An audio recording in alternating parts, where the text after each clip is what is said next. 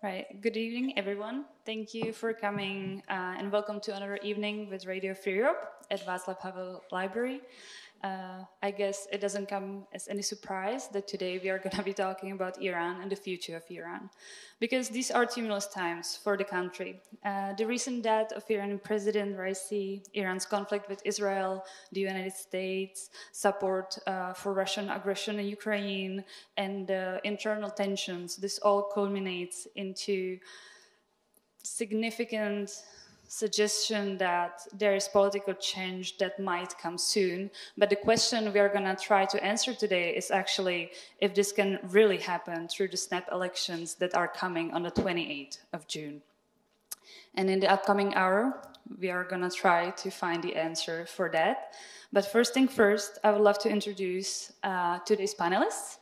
Next to me is sitting Golnaz Esfandiari. She is managing editor of Radio Farda, which breaks through government censorship and actually delivers the accurate information that is needed for healthy and informative discussion in Iran.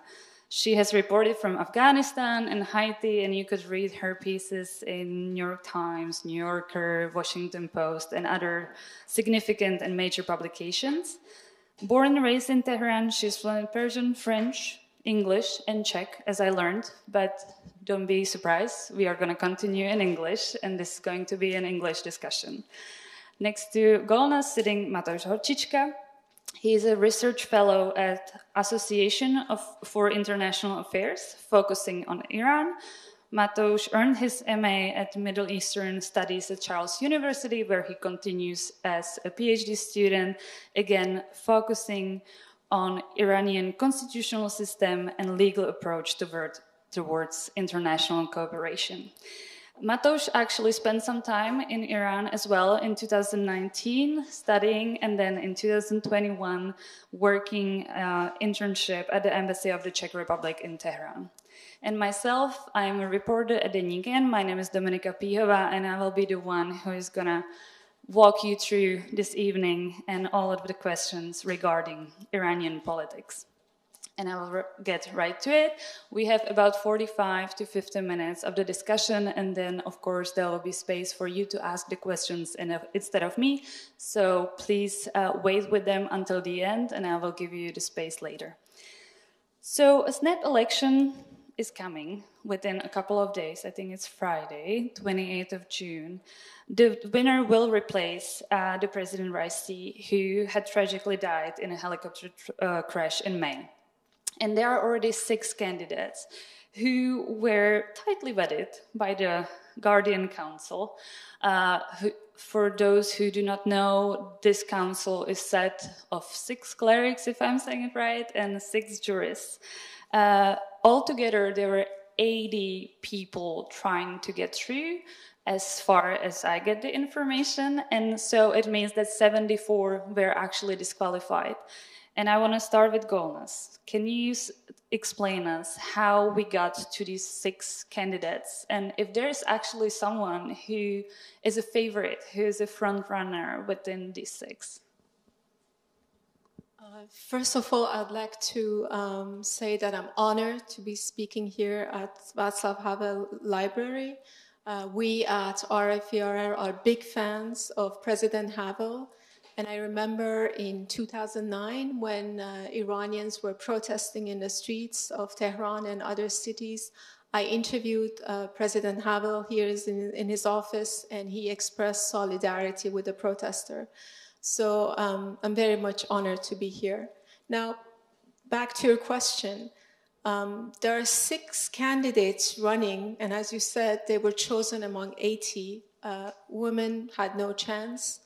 And these 6, I would say 3 of them are serious. 3 others don't have any chance. The 3 ones that have some chance of becoming presidents, one is the Speaker of the Parliament, Mohammad Baqir Ghalibaf, who has been trying to become president several times, but he has failed. The other one, he's a conservative. He faces accusation of corruption, he and his family.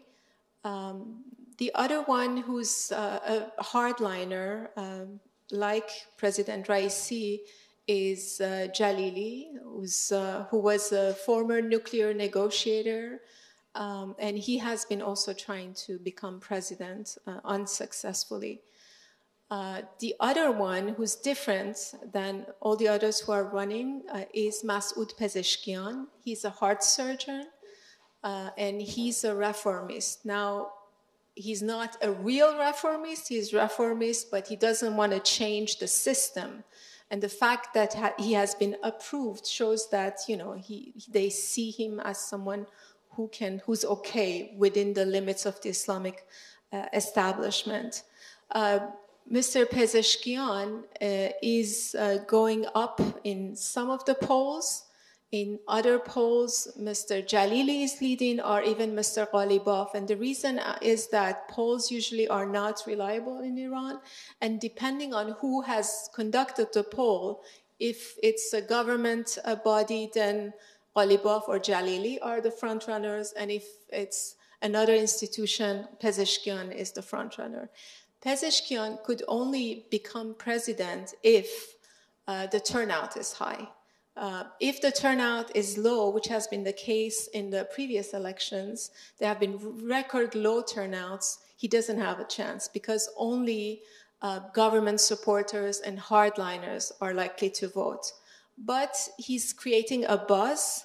It remains to be seen if he manages to persuade Iranians who have been staying away from the polls in recent elections to come out and vote. In recent years, Iranians have been saying that they've voted to choose between the bad and the worst candidates. During the last presidential election, when Raisi was elected, lots of people stayed away from the polls because they said basically it doesn't make sense to vote in the Islamic Republic. Elections are not free and fair, and the ultimate decision is with Khamenei and his circles of insiders.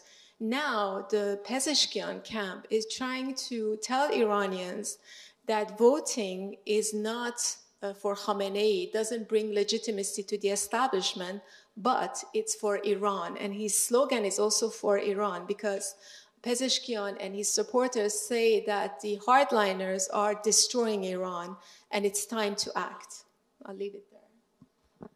May I maybe follow up on that and ask if Pezeshkian could be actually a strategy of the council to be the only reformist candidate who's kind of within the acceptable terms for the establishment?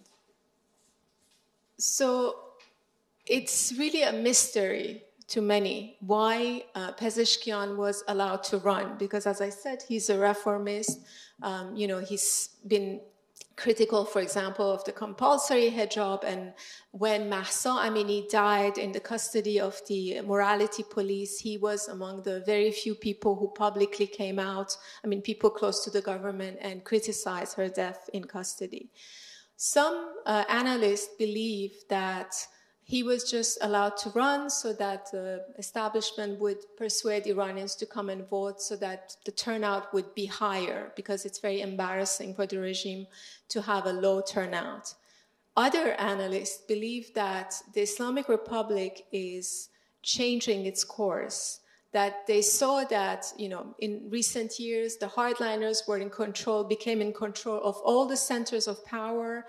The president was a hardliner, but the result was disastrous. They have shown that they cannot govern the country. People took to the streets. The protests were huge, and lots of people are unhappier than before. There's lots of frustration in the society, and that the reason that they brought Pezeshkian is that they would at least have someone who some people would accept as a president, and they would be better at running the country, and there would be less problems, because the problems in the country are huge, especially the economy. It got worse even under Raisi, even though he came to power promising to improve the economy, promising to improve the lives of the people, but it got worse. These two analyses are being mentioned in relation with Pezeshkian. Matouš, maybe before we dive more into the actual reality of Iran today, we should unpack the political system in Iran. I think it's good to remind ourselves how different it is from the reality we know here. When Raisi died, there were several days of mourning. He was called a martyr. There was his life and work was praised. However, on the political scale, we could read headlines saying he's only the second man of Iran. The president doesn't matter as much. Why is it so? Could you help us understand that? So first of all, thank you also for inviting me. Also, Dominika, thank you for the question, since, as you already mentioned, this is some kind of a question which is related to my professional field in some way. So I'm glad for it, since I can kick off this way. And so this is necessary to see Iran as a very a specific constitutional case, because it works with two types of sovereignty: sovereignty of God and sovereignty of the people.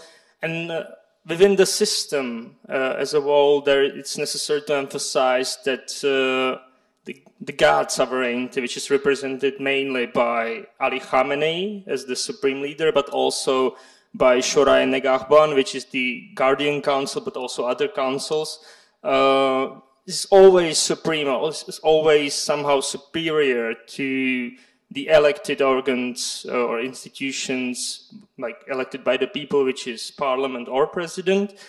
So the whole system, even though the president is the head of the executive power and the whole government, and also should be a guardian of the constitution due to the Article 112, is still necessary to see him as a person who might try, if he would like to try. And we have seen some presidents trying to go into some constitutional clash.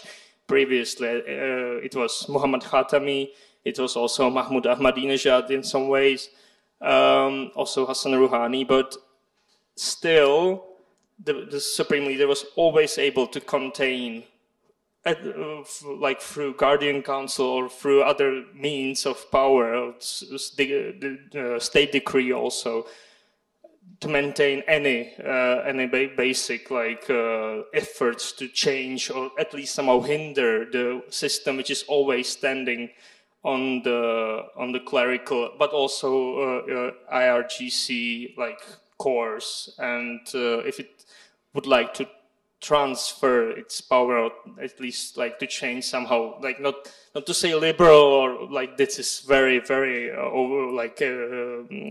overemphasized, but somehow just to try to even ease the grip of the conservatives. It's still almost impossible for the president to force any agenda in this way. So I'm sorry, maybe I drifted a bit.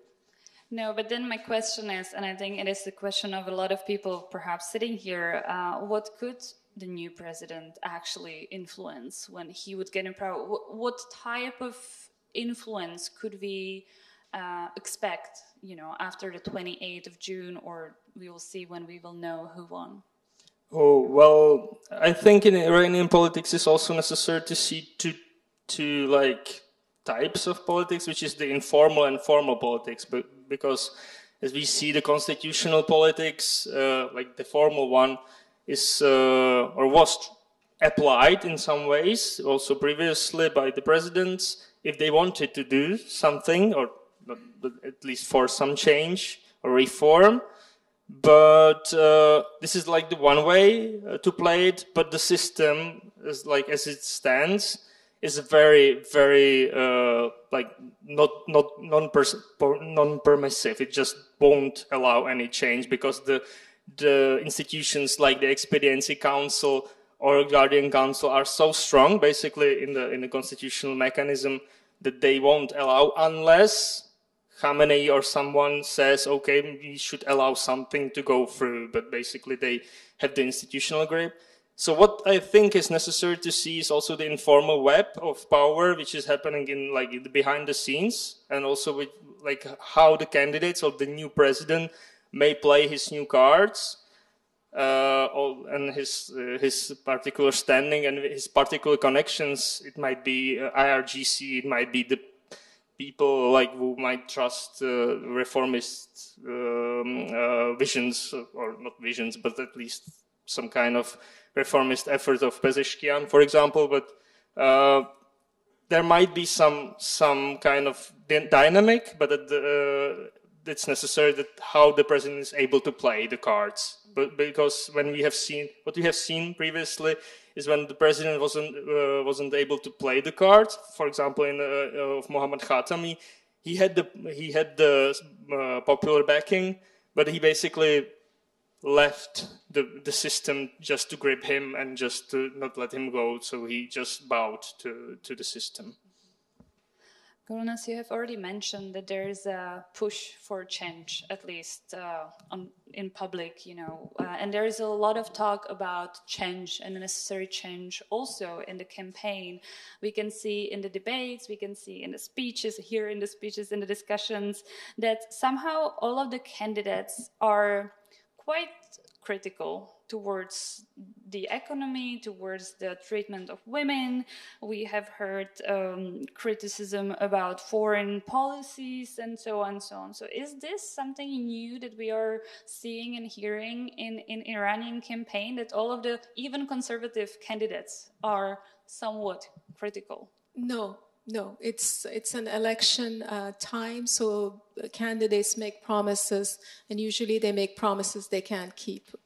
The things they're saying, for example, Ghalibaf, who was behind a law that made it very hard for President Rouhani to make a nuclear deal with the US, he's now saying that if he becomes president, he's going to be very much pro-negotiation. So they just basically lie. And all of these people, not Pezeshkian, but most of the others, they've been part of this establishment forever. So they are part of the problem. They are the reason the country has so many problems. But as in any country, they just keep making promises. They want to attract voters. But Iranians are smart. They know who they can believe and who they cannot. We have already mentioned Ayatollah Khamenei. I want to stop here because I kind of want to talk about the influence he has over the fact who is going to become the new president. And I want to talk about the criteria that might be important for him, because as I can imagine, if he is the most powerful man in Iran, perhaps he doesn't want to bring up another powerful man in Iran. Can we talk about what his influence on who is going to become the new president is? So you mentioned the Guardian Council that vets all election candidates in the Islamic Republic. Khamenei, the supreme leader, chooses 6 of its members, and the head of the judiciary chooses the next 6. And the head of the judiciary is appointed by Khamenei. So basically, the Guardian Council is directly controlled by Khamenei. So, and they do it very smartly. They vet all the candidates. So they decide who can run before the election. And then they give a list to the Iranians that you can choose from this list that we have already pre-selected. That's how he does it. I think Khamenei, some people believe that either Ghalibaf or maybe Jalili would be Khamenei's preferred candidate. I would think that he just wants someone who can govern, who can run the country. And he wants someone who's not going to be a troublemaker like Ahmadinejad. Khamenei first supported Ahmadinejad, but then he turned against him because Ahmadinejad was he was too independent for Khamenei's taste. He was doing things on his own. And then Khamenei moved to contain him. The same happened with Khatami. First, he was elected, he became president, but he was too much of a reformist for Khamenei. So they controlled him, they contained him. They did the same for Rouhani. He was fine with Raisi because Raisi was he was so loyal. He would just do whatever Khamenei wanted. I don't think he would even make his own decisions. He was just a yes man, doing whatever he was being told to do. But now, even let's say if Pezeshkian becomes president, I don't think Khamenei is going to have a problem with that, because he has all the tools to control him if Pezeshkian goes on a course that Khamenei doesn't want him to see go. So, it's already controlled, basically. There are also a lot of discussions about Khamenei's health and who might succeed him in the supreme leader position. I have also read about Raisi being one of the people that could be it. Now I'm reading more about the son. But could the choice of new president be also influenced by the fact that there is an expectation that the supreme leader might not be in that position for too long? I think so, because the president is likely to have some kind of role during the succession of Khamenei. There were talks of that Raisi, because he moved so up, the ladder of power, that they said that he's being groomed to become Khamenei's successor. But then I think he was so bad, he was such a disastrous president that it would be hard for the establishment to make him supreme leader. So I don't know, but there were rumors, and we don't know. Only the very close circle of Khamenei would probably know. There are also rumors about Khamenei's son, as you mentioned, Mojtaba Khamenei, but as I said, I haven't seen any evidence that, he's being groomed to become supreme leader. One possibility is that there's not going to be one person after Khamenei dies, but that there's going to be a council, a leadership council, several people. And basically the IRGC is going to play a huge role, because under Khamenei's watch, the IRGC has become extremely powerful. And they're definitely going to have a very, very strong role in the future of the country. So whoever becomes the next president will hold perhaps the second most powerful position in the country, but eventually could have this kind of front row seat to the actual political struggle that might come with time, with Khamenei gone. We have already mentioned that by the Western standards, these elections could not be called fair nor free, but I'm going to put it simply, could it really mean any political change in Iran and what we could expect from Iran, Matouš? Well, I think not the electoral procedure itself. Definitely, as Golnaz already mentioned, there are a lot of instruments how to basically contain the president and his politics and policies, but what I think might happen somewhere in very behind the scenes is how the power is set, because definitely there are many factions within the regime. They might have different interests, different what they want, different goals, and the president still represents some of these factions or one of the factions. It depends, but.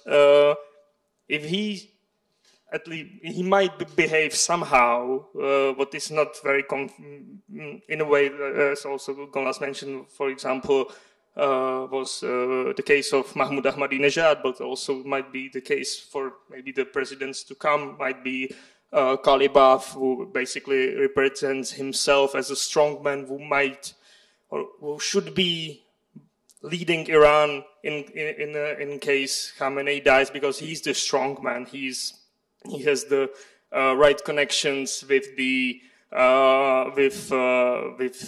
IRGC, but also the other power circles. There are rumors that he was trying to somehow present himself also to the Western diplomats, or somehow that he was saying, well, that this is something I would be doing, and somehow secure the safe or non-violent transition within Iran when Khamenei dies.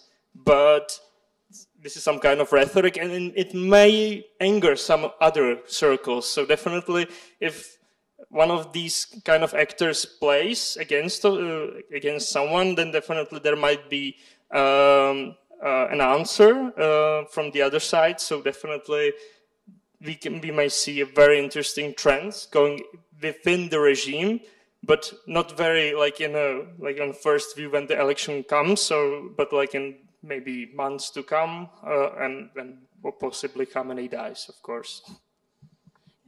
Just add something. You asked about the president and what changes he could bring.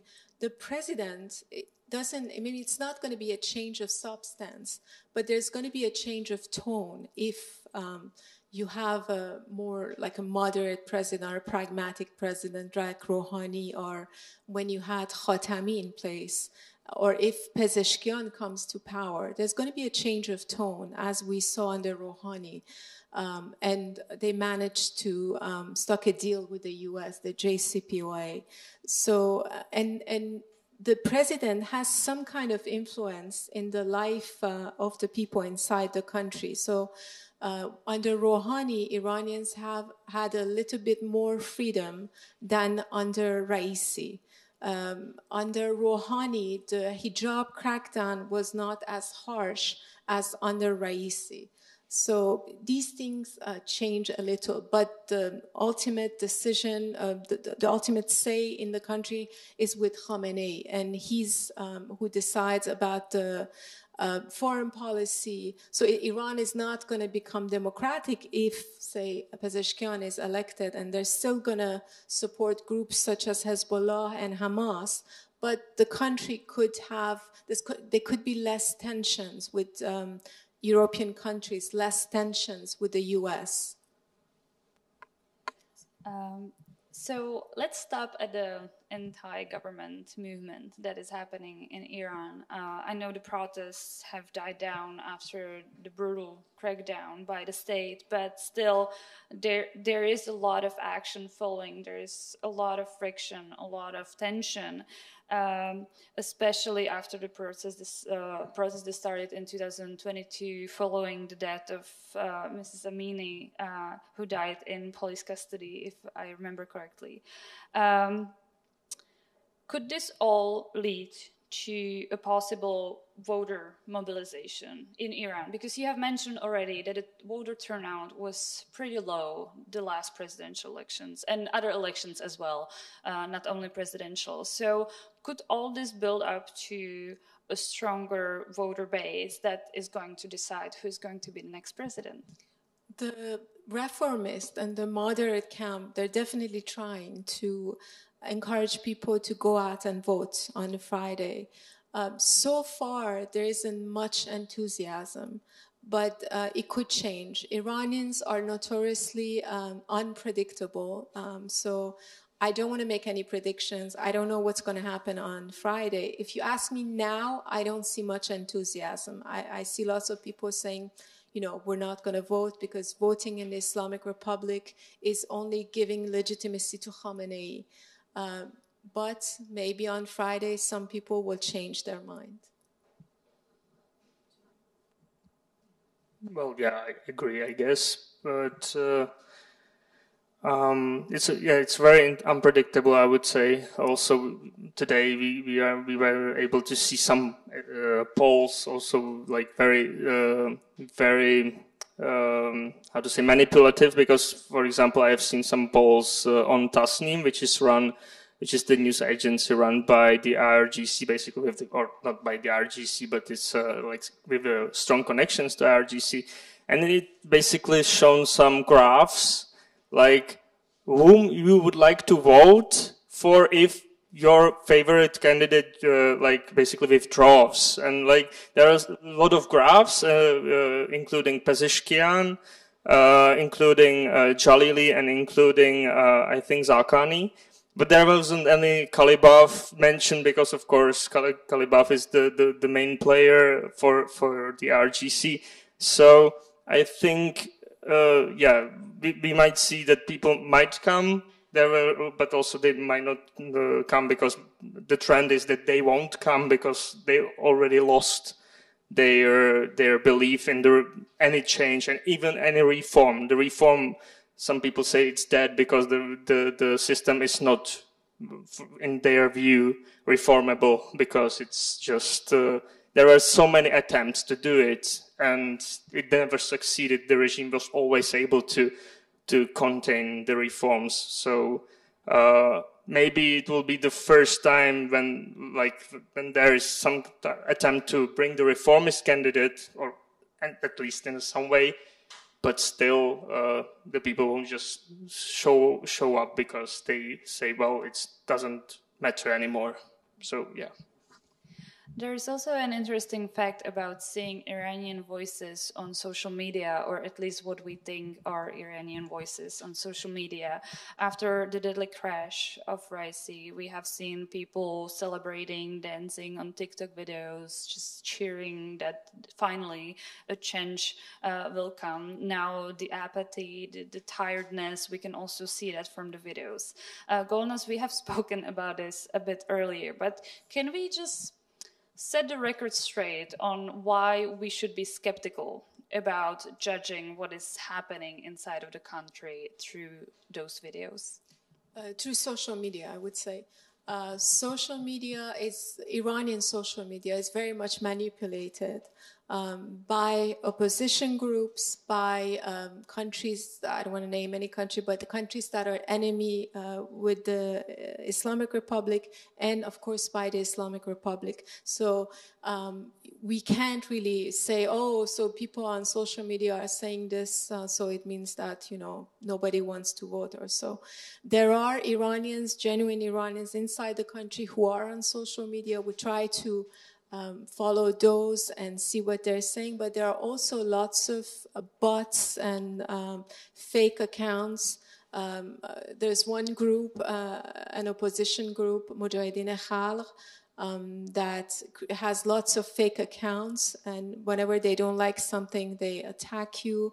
And so we have to be very, very careful about what's being said on social media. And lots of them, it's very interesting. They tweet, for example, in English, and they start tweeting during the afternoon, so it's morning time in the US, and then they claim they're in Iran. And my question is that why would you sit in Iran and tweet in English and start, and then when Iranians are sleeping, you're tweeting? I mean, it doesn't make sense. So I would be very cautious about that. But regardless, people were joking when President Raisi died. He wasn't popular, and people were joking about him when he was alive too. And a few people were even detained in Iran for making jokes about his death on social media inside the country. There was one guy whose restaurant was closed in the holy city of Qom because he had made fun about Raisi. I noticed something on Instagram because at Raisi's account, you could see new posts still coming after his death. So I could see some comments making fun of that a little bit too, that he is Instagramming from far beyond. But maybe we will come back to the informational space of Iran a little bit later. I wanted to talk about human rights as well, because certainly from our perspective, it is one of the topics that we are looking at, and we are very critical towards Iran because of, press freedom, women's rights, unlawful interrogations, leashes, and all of these imprisonments, discrimination of minorities. There are many topics we could talk about. But I was kind of wondering if part of the election campaign is also somewhat sort of loosening of the grip a little bit. If we can see that the state establishment is doing something to show people that perhaps, we are not as harsh as you thought we are. We are showing you that we are moving forward. We are better than we were.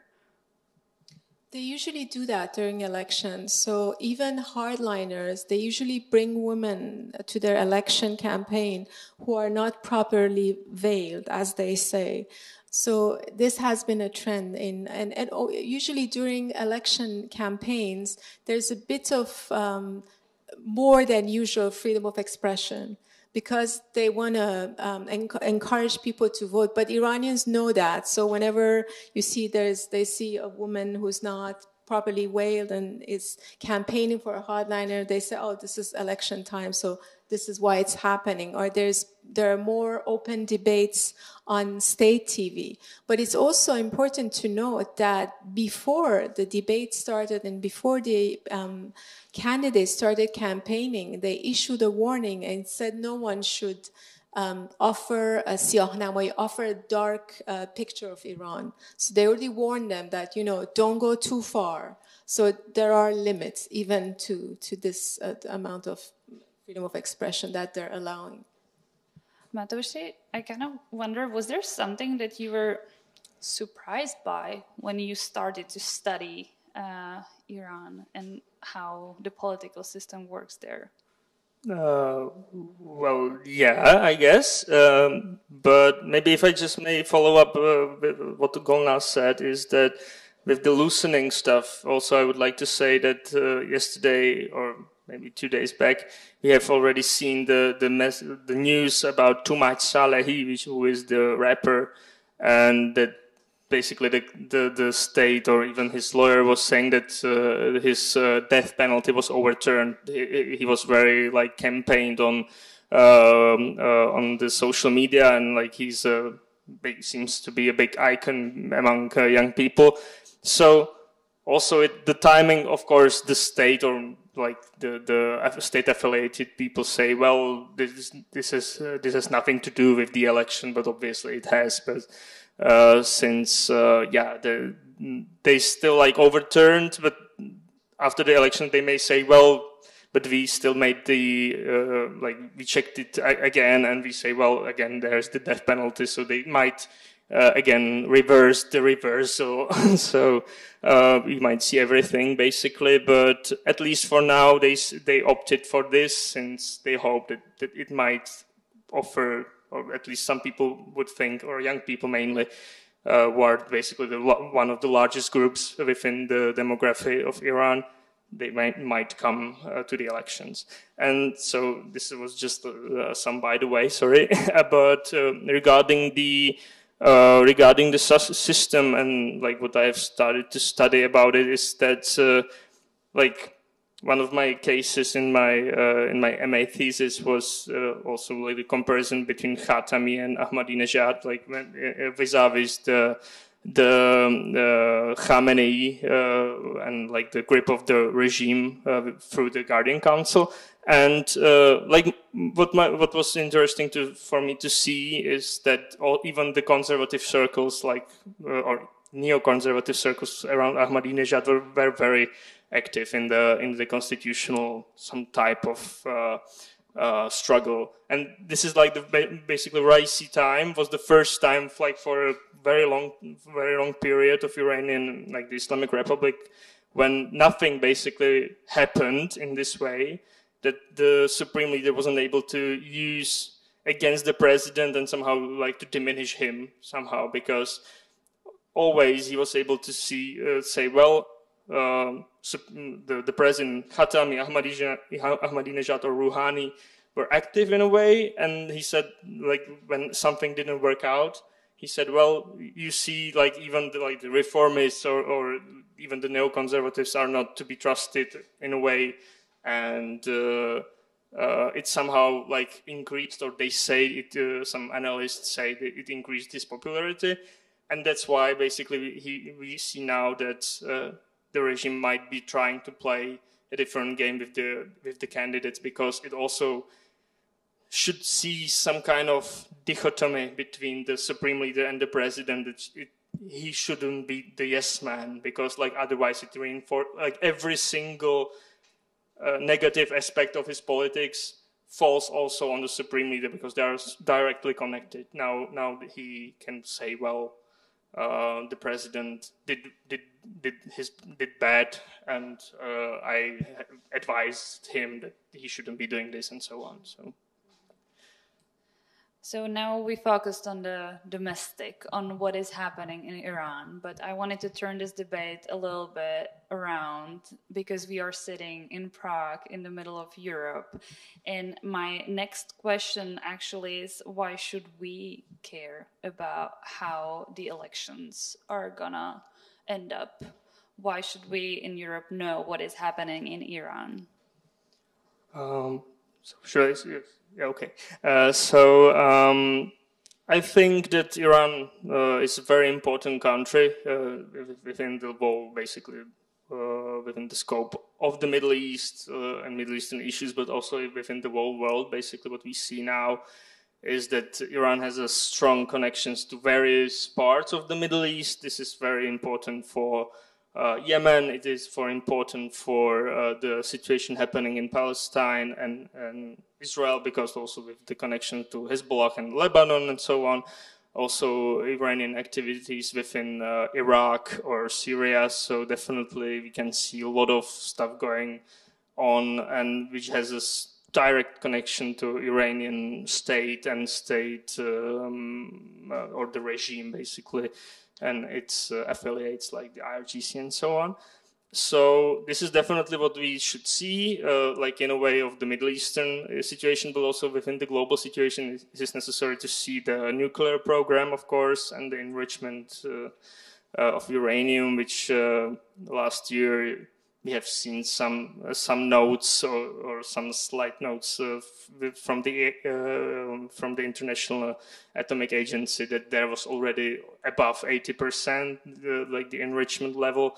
So it definitely seems that Iran is getting close to the technology, or some people already say that Iran has the technology to enrich enough uranium to have the nuclear warhead. So this is very important because, of course, it might have a very significant impact on security, not just in the Middle East, but also in the whole world.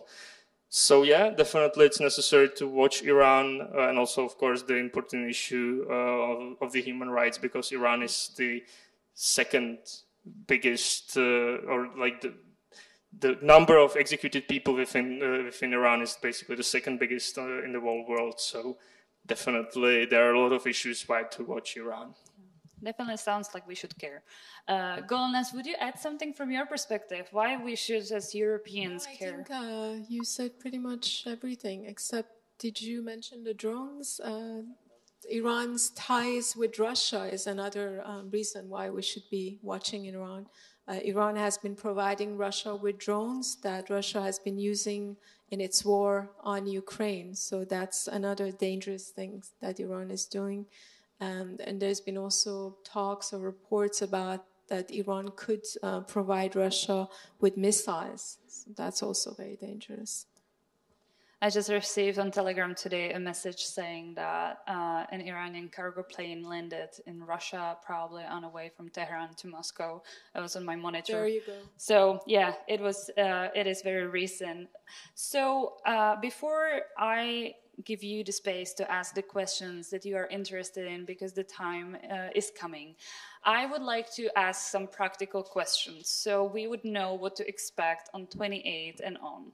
When do we expect to know how the elections turned out? Do we know?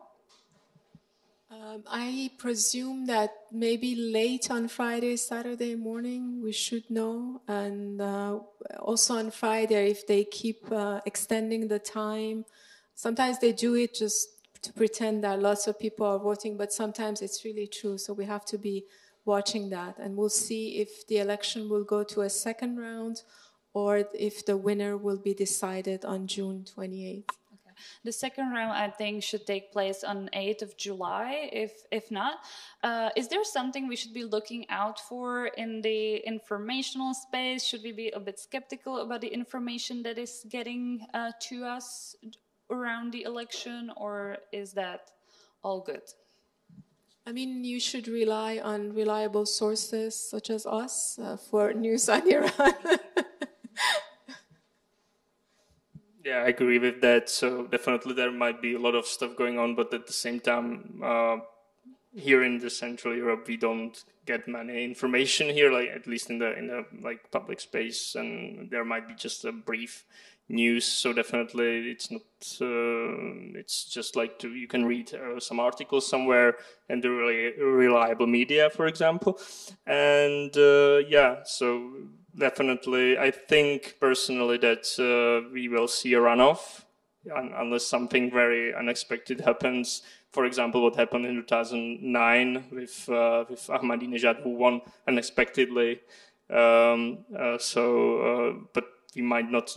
I'm not expecting any like this large rigging scale, but I don't know if Golnaz does. But also, I don't think they would do that because I don't think they want another big protest. They already had mass protests just recently, and there's lots of tension, so they don't want to make things worse. So I don't think so.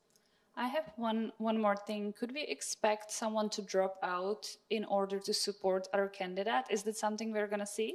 Yes, the hardliners or the conservatives are trying, or are saying that one of them, either Jalili or Ghalibov, one of them should drop out, and the two other hardliners, Zaghani, who's the mayor of Tehran, and Ghazizadeh, who's only in the race, I think, to promote Raisi, because in all the debates, he's just talking about what Martyr Raisi did.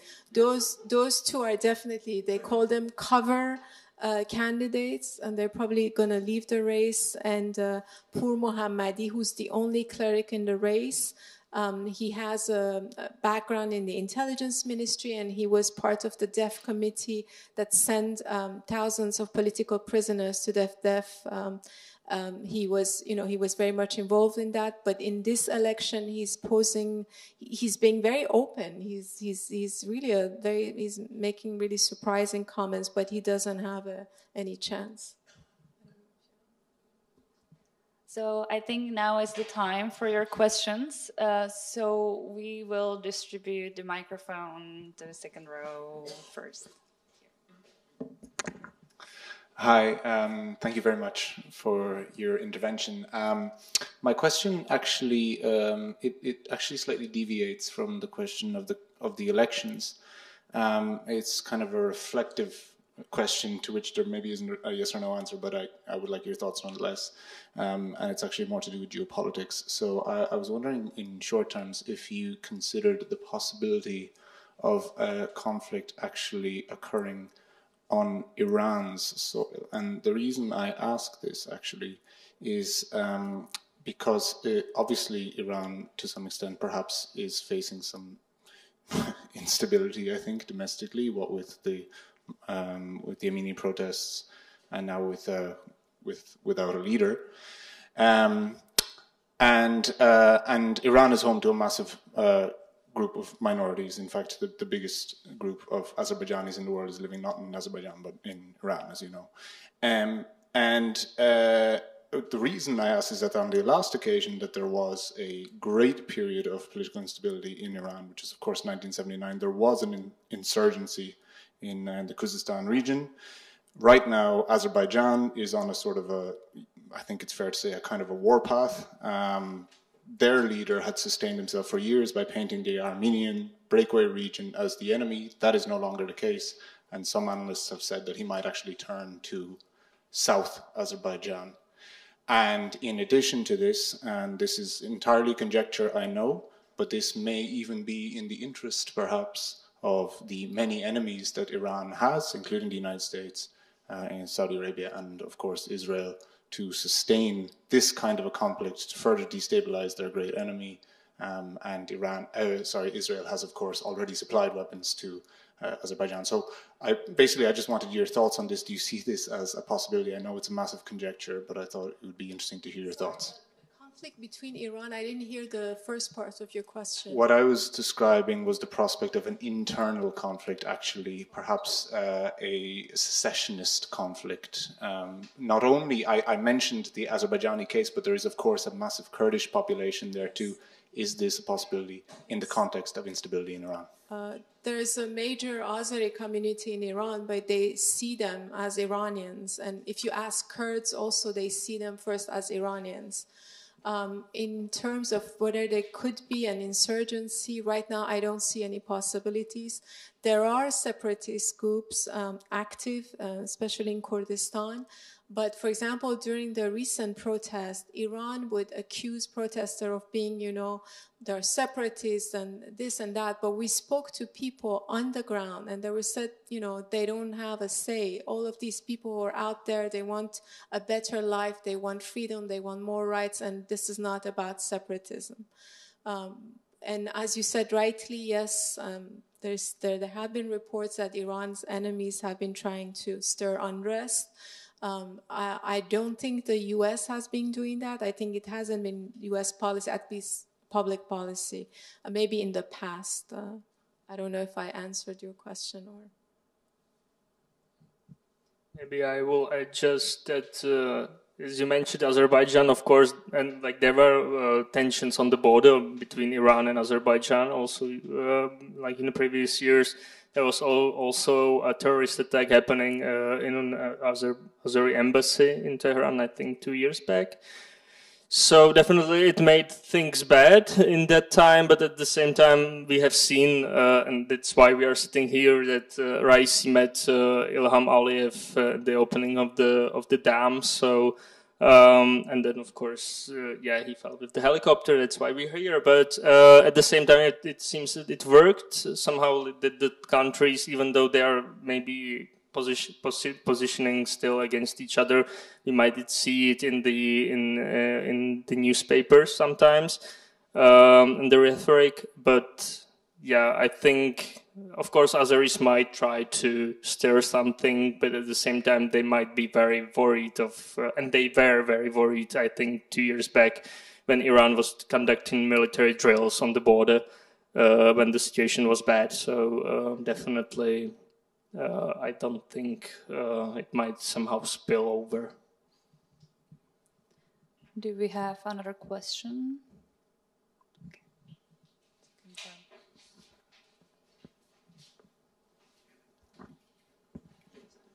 Tomáš Uskovec, Prague Linguistic Circle.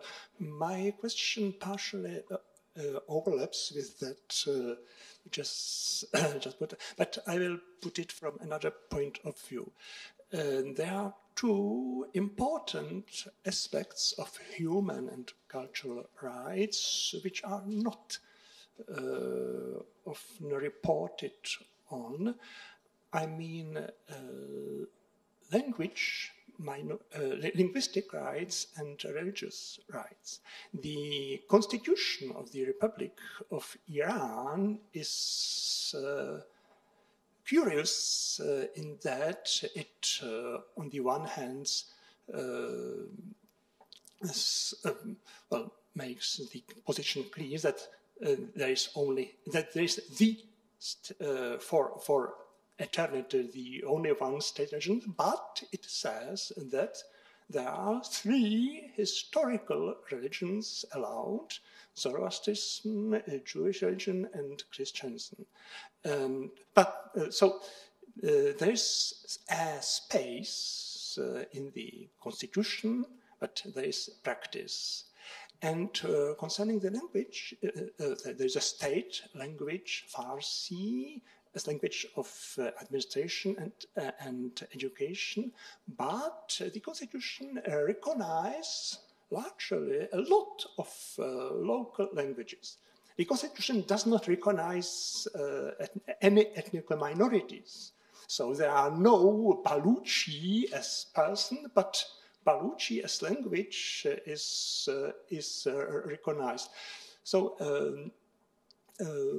what is the actual state in Iran, and how much, if any, is this perceived in the contemporary Iranian society?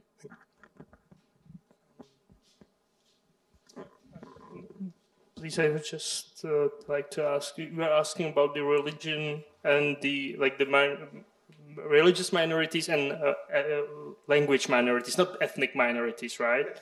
Yes. So I think actually the Constitution even doesn't speak about the languages. I think it doesn't even recognize the multiplicity of the dialects or whatever. It basically speaks about Persian or Farsi and Arabic. But at the same time, I think it doesn't even speak about something more. It's very, it has a strong nationalist aspect, like merging with the Islamic aspect, which bears the Arabic language. But and regarding the religious minorities, I think yes, there is a very like a disproportionate issue between the practice and the theory, because of course there is there are certain rights enshrined in the constitution. The minorities have certain very small representation within parliament, which means like 1 or 2 members of the religious community within the I think there are like 400 people within the parliament. So this is very important to see. And when you come, for example, to or try to go to, for example, Armenian churches or even like other churches, it's definitely very this is a gated community basically. And it's very hard to get there sometimes. Like from my experience, it was like on one hand, it was like, for example, Armenian community was very kind of almost like a museum exponent. Like you will come there and you will see the people praying, but like at the same time, there are a lot of Iranians going in, and the community doesn't have very much privacy. But so some of the communities are trying to be as much closed as they can. You sometimes need even the invitation letter to get there.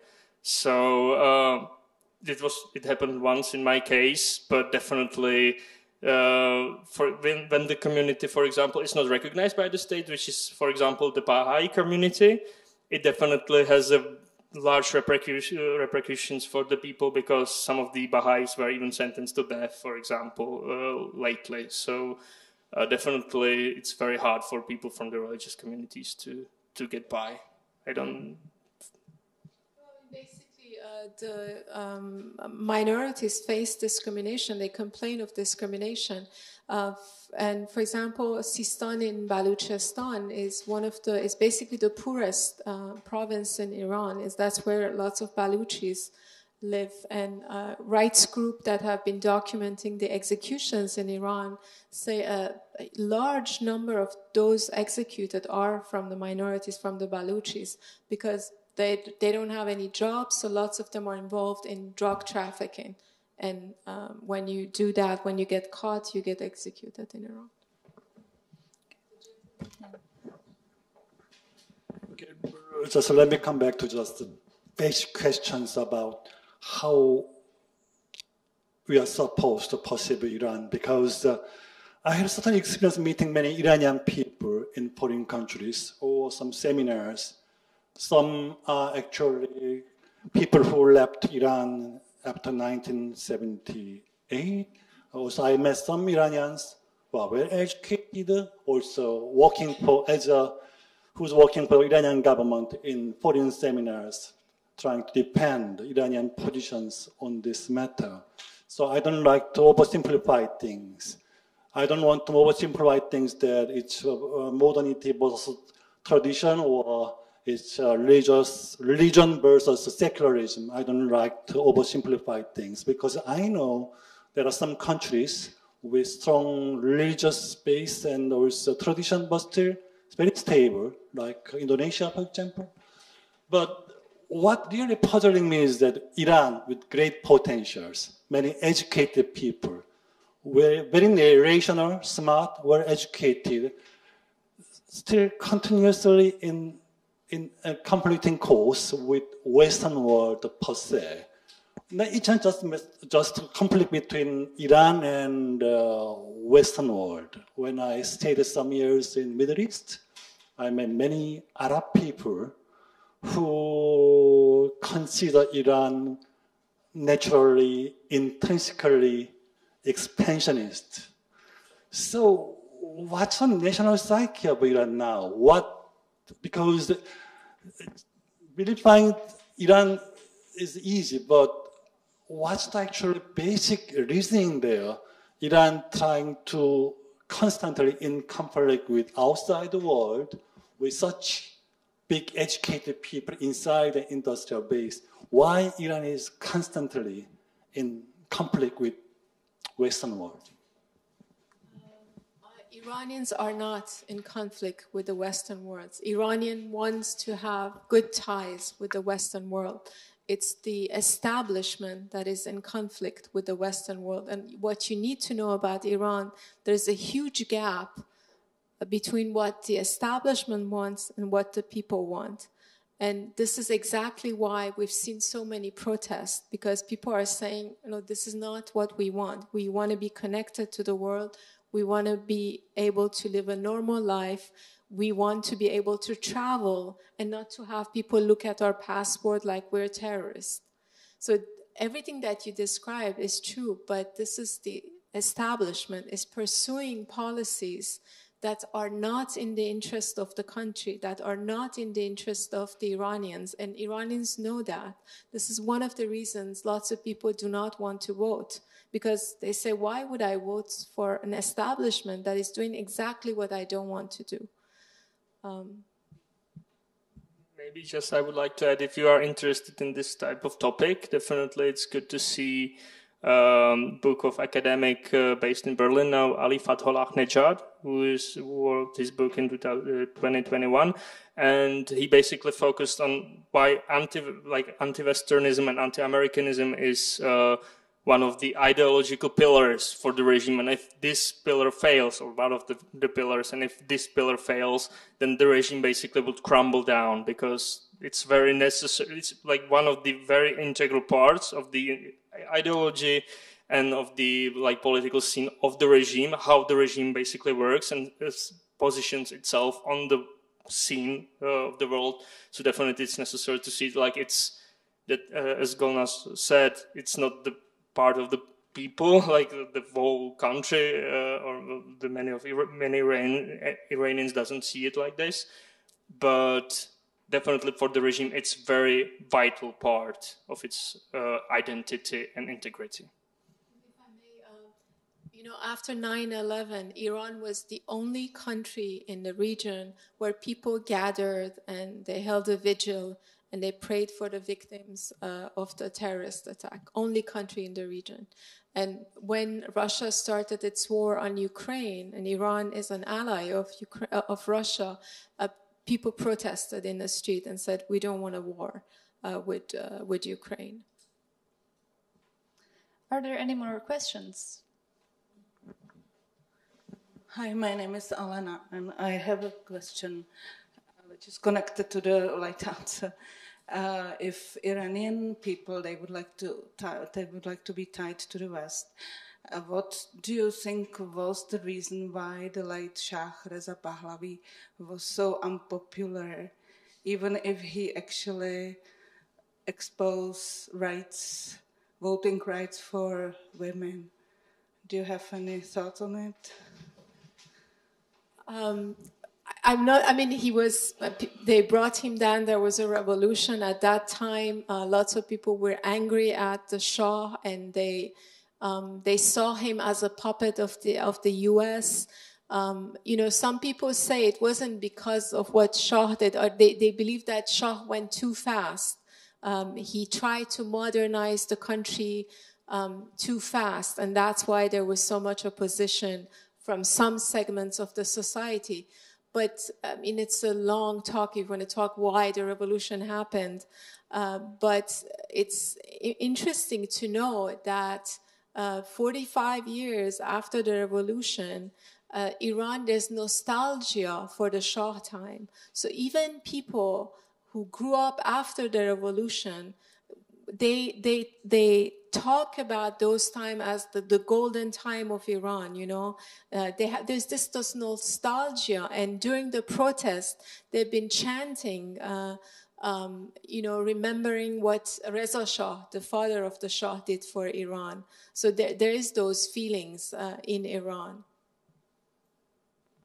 I would just like maybe to add that, of course, there is a nostalgia, but it's also necessary to see that and that's why basically his regime or the monarchy fell. That there also was a huge gap between the monarchy or its upper circles and the rest of the population, because the monarchy failed to basically, there are a lot of reasons how it failed. That it failed to distribute, for example, the wealth which it gained from oil and so on. But what I would like just to say, and like this type of Western ties and so on, it's that, and like the good example is the control of women's bodies and like the coverage of hair, because what we see now is the hijab ejbari, the compulsory hijab, which means that women have to cover their hair.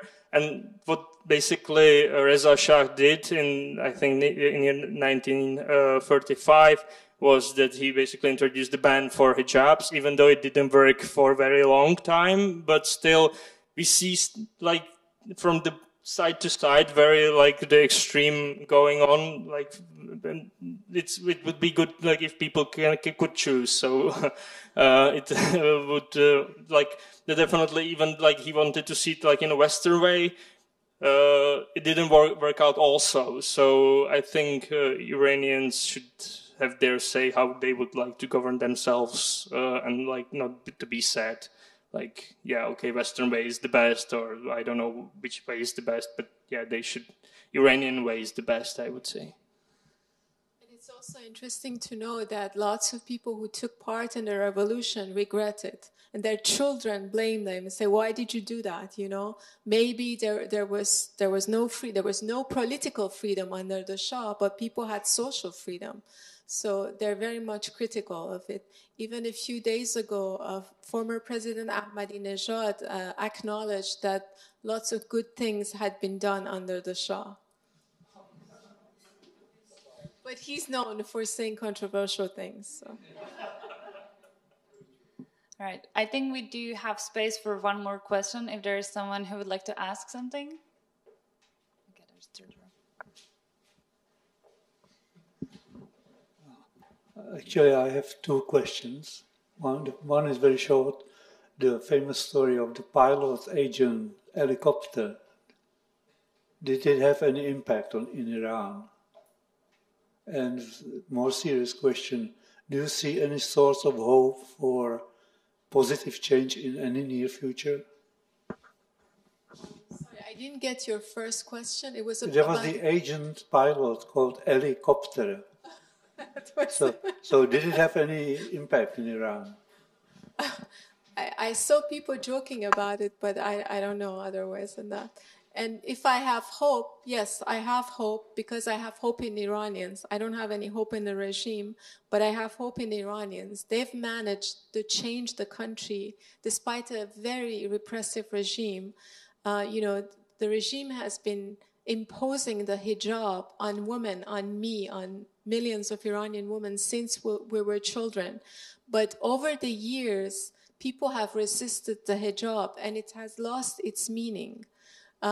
There's been so many restrictions, but people do what they want. So yes, I have hope in them. Yeah, I also have hope, a lot of hope. I would like to say just like to add my personal experience. I'm in touch with a couple of people from Iran with whom I have studied some years back. And for example, it's very nice to see, for example, that one of the girls who studied English literature, and now she is running the board games cafe. She is the leader of the cafe and has, I think, a lot of employees. I think 10 or something. Most of them are men. So like she's basically she's like the main employer there, and it was her idea. She basically walked for it. She wanted to have the cafe. It was her dream to have it, and she achieved that. Even in spite of like a lot of many obstacles the regime or even the society basically created for her. So if she was able to go herself this way, I definitely the people in Iran somehow merge together and they are able to overcome many things, and yes, even the regime. I think that is a very hopeful and wonderful end to this discussion. I posed the question of why should we care, and I think we proved that we care, and that's very important to hear and to remind ourselves. So thank you again, Matouš, for coming. Thank you, Golnaz, for coming and speaking with us. Thank you to you all who came and who asked questions and listened to us and wanted to learn more or broaden your scope of knowledge about Iran. I think it's really great, and I also heard there is another event planned with Radio Free Europe, I think in September. So stay updated, look around the schedule. You will see it there very soon. And also this discussion, this debate will be available online as a recording. So if you would like to send it to other people, if you would like to discuss with someone the results of Iranian elections next week, you can educate them this way and then talk about it lengthily. Thank you again. Have a great night.